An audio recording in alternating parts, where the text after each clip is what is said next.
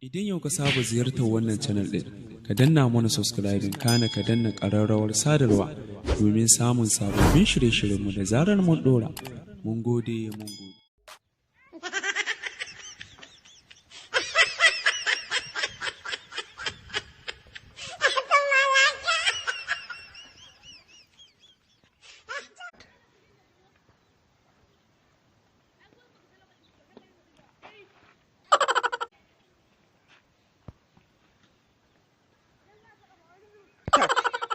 Kai, malamin can an yanka malamin kirki ne, ka je wajen carbin safa.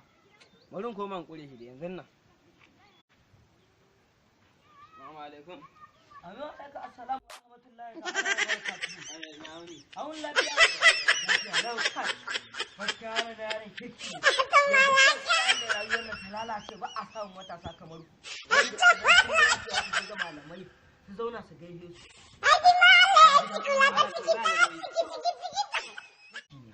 Dan gaskiya yanzu ba a samun mutane sun dora kansu girman kai ba sa tambayar malamai wai su komai sun iya. Haka ne malam. Me tambayar ka yaro? Malam tambaya nake yin zan iya fara alwala ta kafa?